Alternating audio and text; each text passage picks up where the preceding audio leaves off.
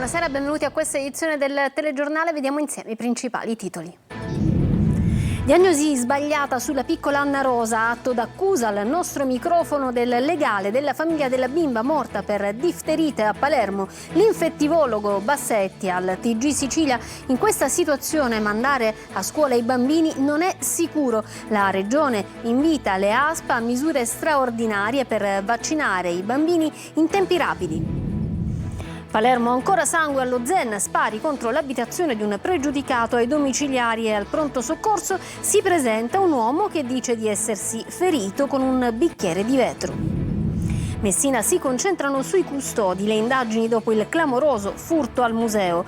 Le loro ricostruzioni della sera di Ferragosto non coincidono con quanto registrato dalle immagini di videosorveglianza. Caro carburanti, il governo proroga il taglio delle accise fino al 5 settembre. Anche in Sicilia gli automobilisti hanno già speso il 21% in più per fare il pieno rispetto all'anno scorso. Costi che gravano sul turismo, sui bilanci delle famiglie, persino sul carrello della spesa. Oggi giornata internazionale del cane. In Sicilia sono 760.000 gli amici a quattro zampe registrati, più di 60.000 i randaggi. Calcio Palermo ufficiale Perin, l'ex juventino si trasferisce a titolo definitivo legandosi al club di Viale del Fante con un contratto pluriennale. E il Catania presenta Coda, il nuovo attaccante rossazzurro. Il mio compito è fare gol. Sul mercato ufficiale anche l'arrivo del centrocampista Torrasi.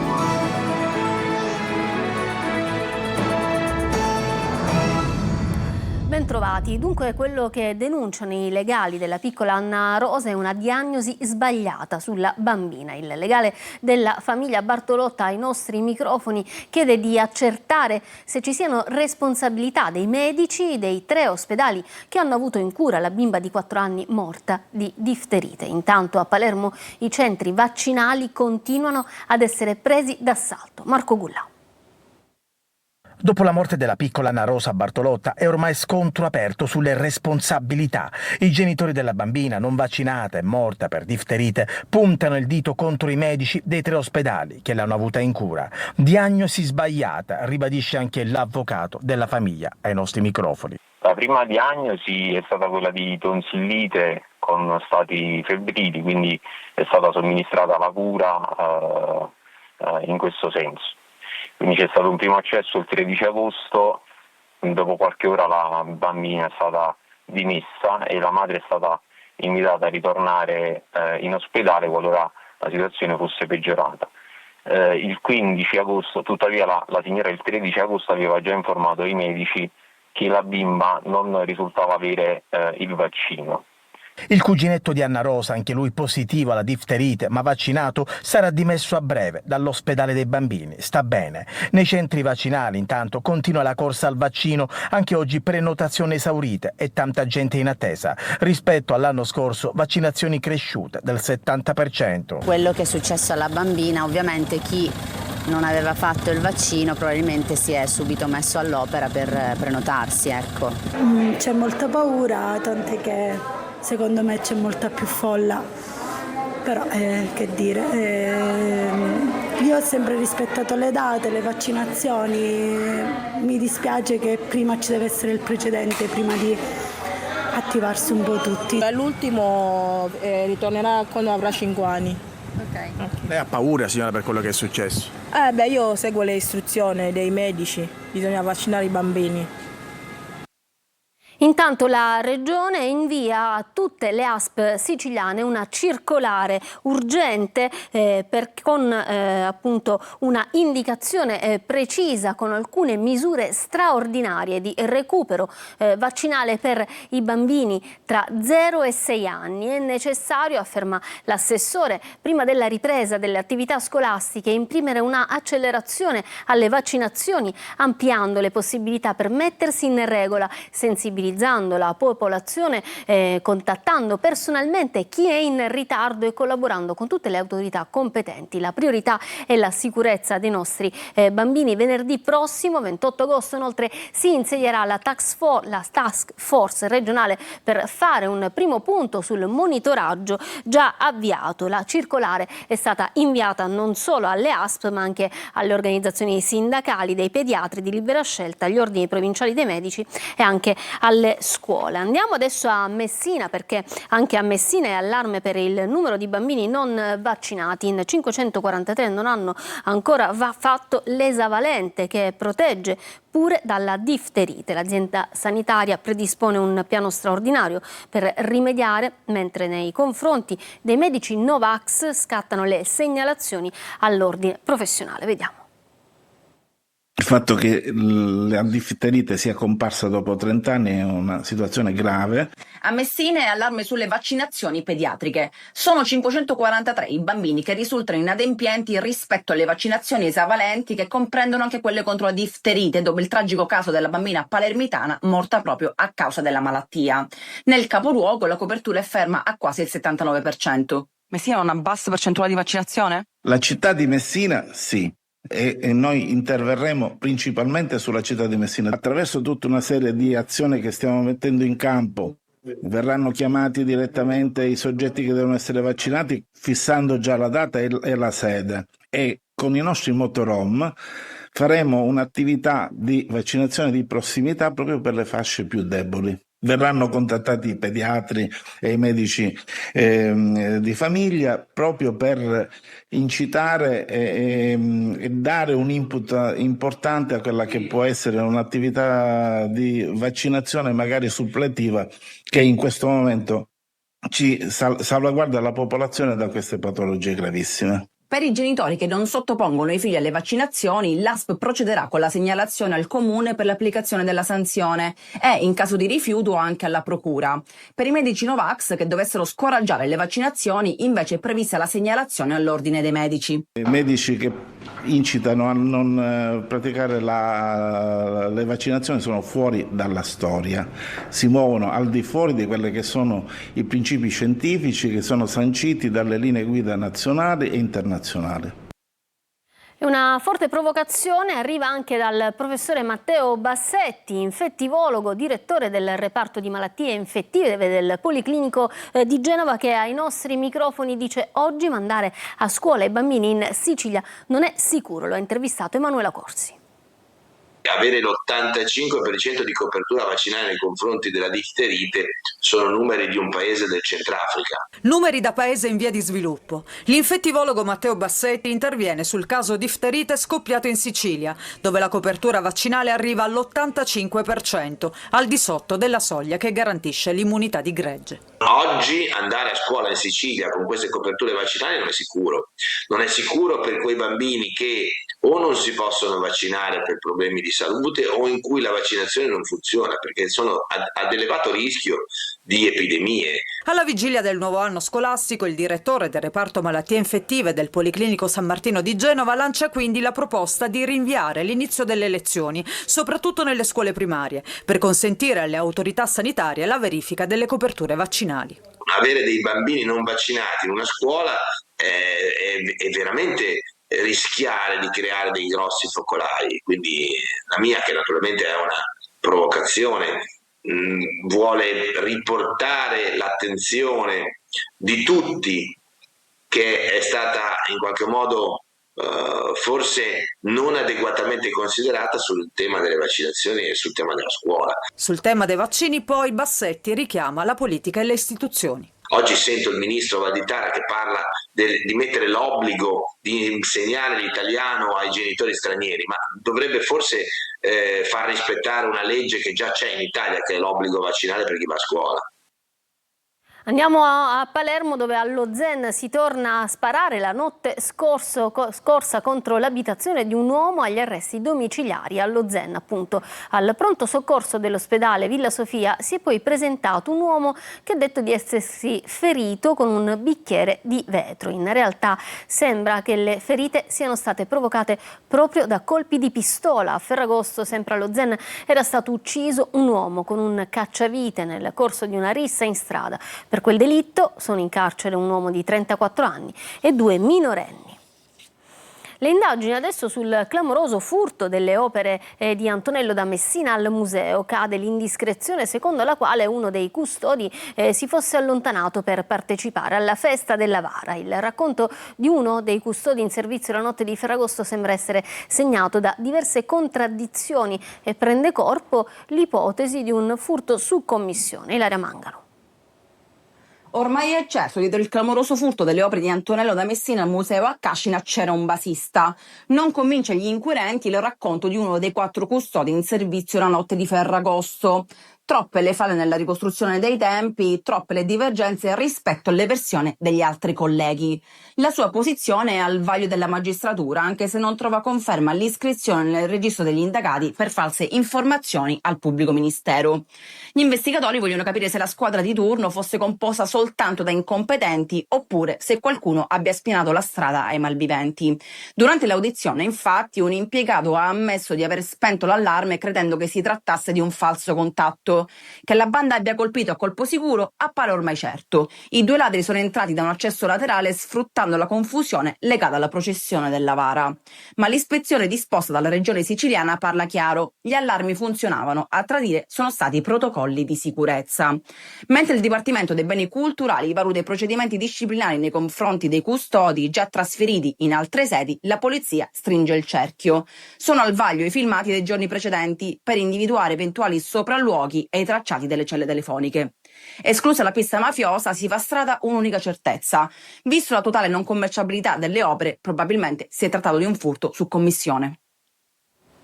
Andiamo a riposto adesso per il giallo sulla morte di Noemi, trovata impiccata e con la casa in fiamme. Mentre i carabinieri vagliano la deposizione del fidanzato, l'autopsia servirà a sciogliere i dubbi sul decesso. Zusi Lazzara.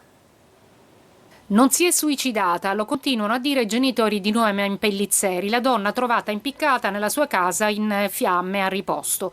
I carabinieri stanno sentendo il fidanzato e vagliando la sua versione di quello che è accaduto il 23 agosto. L'uomo ha raccontato agli investigatori di essere andato in casa della donna trovandola morta e invece di chiamare subito il 112 è andato nel bar del fratello della vittima raccontando ciò che aveva visto e poi insieme sono tornati nella casa, trovando vigili del fuoco intervenuti per l'incendio.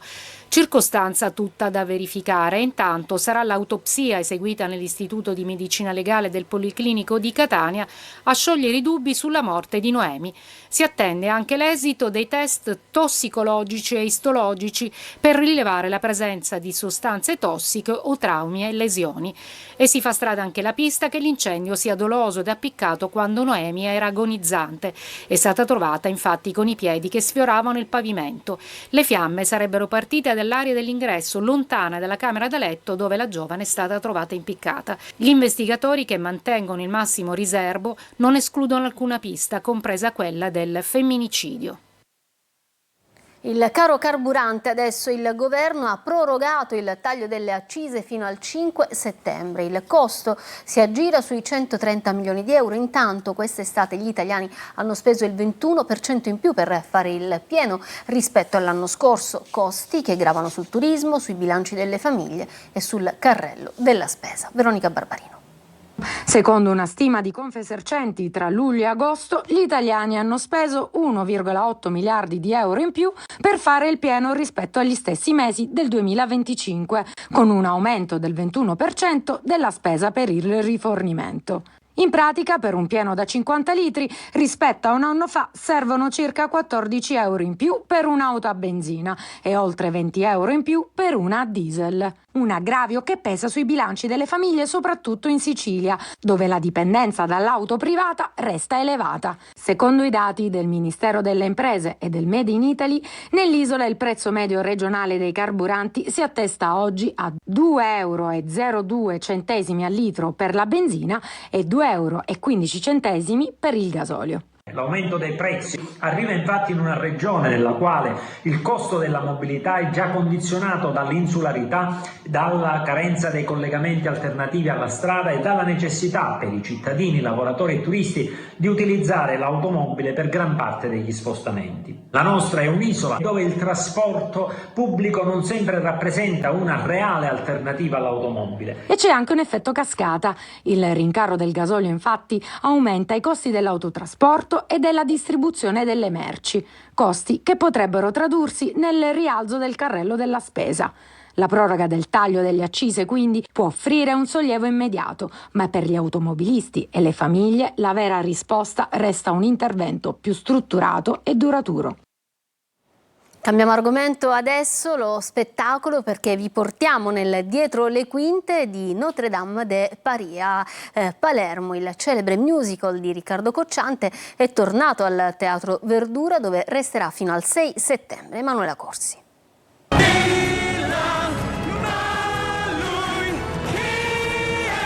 La cattedrale di Notre Dame, le sue antichissime statue gotiche, i costumi di scena.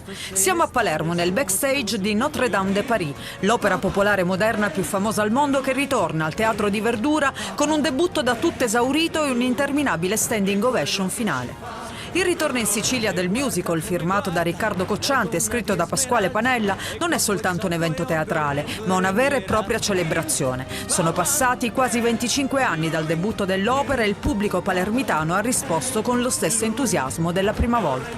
A vestire i panni di Quasimodo, il gobbo di Notre Dame è sempre Jody Tonno. Siamo molto felici, insomma, personalmente io frequento Palermo, lo dico da tanto tempo, ormai da più di 20 anni. E Laida Dani è invece la zingara Esmeralda, per la prima volta in scena a Palermo. Sono emozionata, devo dire la verità. Ogni tanto cambia la scena mia preferita, può essere Zingara perché è il primo momento in cui mi confronto col pubblico ed è sempre emozionante, può essere Vivere per amare. Zingara,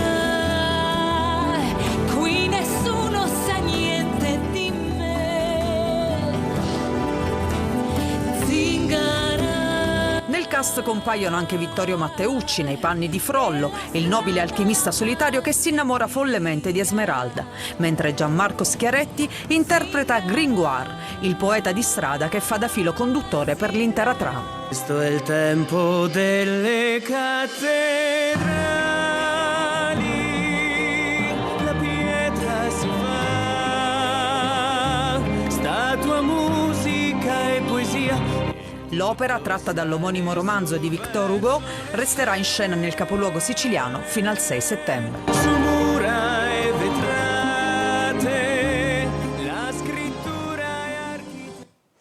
E oggi è stata la giornata internazionale del cane, un amico a quattro zampe che hanno tantissime persone, non si lascia mai da solo in casa, si porta insieme anche in vacanza, come ci racconta Francesco Loi. Senti, che mi fai un doggy bag per il mio cane? Due cannelloni, salta in bocca e metteci pure due palle dei profiteroles. Profiterol al cane. Un bulldoghino francese, era affinatissimo. Dal film alla realtà, c'è chi al proprio cane non fa mancare davvero nulla. L'amico a quattro zampe è celebrato in tutto il mondo con una giornata a lui dedicata. Ogni cosa è influenzata dal cane, dalla vita di tutti i giorni alla vacanza. C'è anche una piattaforma tutta italiana, si chiama Bauking ed è pensata per chi decide di viaggiare con il proprio animale domestico. In Italia lo fanno quasi 4 milioni di famiglie. Ma mai dimenticare che non si ha a che fare con un peluche. 2 famiglie su 3 hanno un cane in casa, questo è importante perché è aumentata la sensibilità, è una scelta che si fa con consapevolezza, con tanta responsabilità, ma i cani vanno educati perché una buona gestione di un cane fa vivere meglio. Sarete capaci di formattare il disco rigido di quegli imbranati dei vostri padroni? Il cane più amato dagli italiani è il meticcio, ma sul podio ci sono anche il barboncino e il bassotto. A volte hanno anche un profilo social, come Lillo, il cagnolino di Diletta Leotta, che lei definisce 100% stallone italiano. A un cane non importa se sei ricco o povero, brillante o imbranato, intelligente o stupido. Se gli dai il tuo cuore, lui ti darà il suo. Una giornata dedicata all'amicizia, alla solidarietà e al ricordo di Bruno Arena, padre, uomo, atleta e imprenditore catanese molto conosciuto, a cui un terribile incidente ha spezzato la vita. Ma proprio quel dolore terribile della famiglia, degli amici, ha deciso di trasformarsi in energia in una associazione BR1 Happiness for Children che ieri pomeriggio a Via Grande nel Catanese ha organizzato anche per quest'anno una giornata intensa con diversi appuntamenti, incontri, intrattenimento per i più piccoli, spettacoli musicali di danza, il momento della preghiera e infine la presentazione dei nuovi progetti dell'associazione. Ci fermiamo adesso per una breve pausa pubblicitaria, ritorniamo tra poco con lo sport.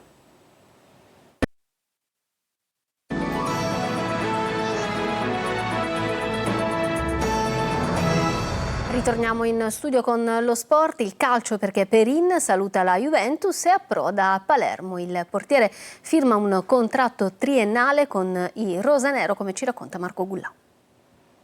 È ufficiale, il portiere Mattia Perin è rosanero. Il Palermo questa mattina ha comunicato di aver acquisito dalla Juventus le prestazioni sportive del calciatore. Perin si trasferisce a titolo definitivo legandosi al club di Viale del Fante con un contratto pluriennale. Un portiere d'esperienza che rappresenta un grande colpo di mercato per il Palermo. Perin ha accettato la destinazione rosanero dopo che la Juventus ha puntato su Vicario. L'estremo difensore, nel corso dell'amichevole in Australia ad agosto tra Juventus e Palermo, aveva proprio difeso la porta bianconera contro quelli che da oggi saranno i suoi nuovi compagni. Perin esordirà domenica nel match che il Palermo giocherà ad Arezzo alle ore 19, mercato dei rosanero che però non è ancora del tutto chiuso. Osti vorrebbe regalare a Pippo Inzaghi un altro rinforzo in attacco, un'alternativa a Poyampalo. Si raffredda però la pista che porta a Christian Spendi del Cesena. Resta viva invece la soluzione Gabrielloni del Como. In uscita Brunori è ormai virtualmente un nuovo calciatore dell'Ascoli. Sul mercato ancora Giassi e Duaron,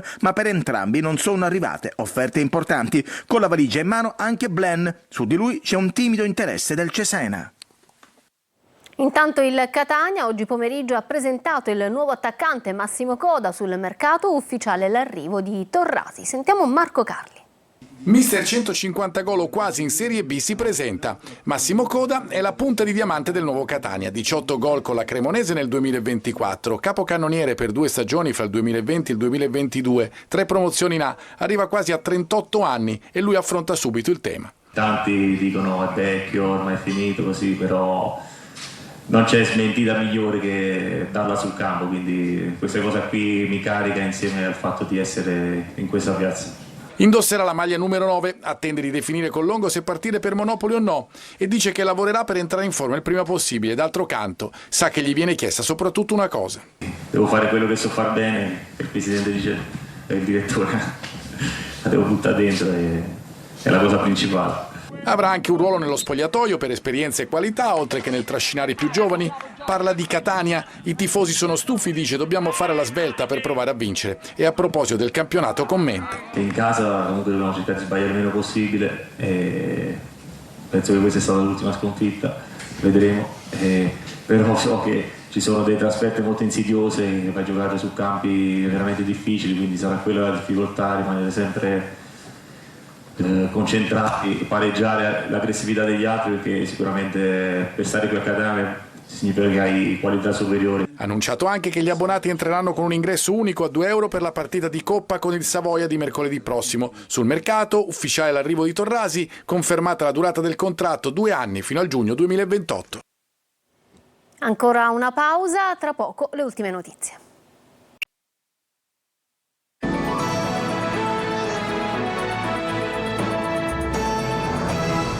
Ritorniamo in studio. Prima di chiudere ancora una notizia, perché la Sicilia continua ad essere stretta sotto una cappa di calore che porterà la colonnina di mercurio nei prossimi giorni a superare anche i 40 gradi. Intanto in queste ore ci sono stati diversi incendi che hanno interessato la Sicilia in lungo e in largo. Sono intervenuti i vigili del fuoco, la forestale, la protezione civile, roghi nel Palermitano, sono divampati a Gibil Rossa nella zona di Misilmeri, nella zona di Vicari, vicino al bivio Manganaro a Monreale. Situazione critica anche in provincia di Catania, a Caltagirone, in contrada Corvacchio, e in provincia di Messina a Montagna Reale, dove il rogo ha divorato vegetazione in contrada Cavaretta. Momenti di apprensione poi si sono avuti pure a Militello Rosmarino, sempre nel Messinese, dove il fuoco si è riattivato dopo un iniziale contenimento. Questa dunque era l'ultima notizia. Per questa edizione di TG Sicilia è tutto. Da parte mia, dei tecnici della regia che hanno lavorato a questa edizione, un ringraziamento, un buon proseguimento di serata. Arrivederci.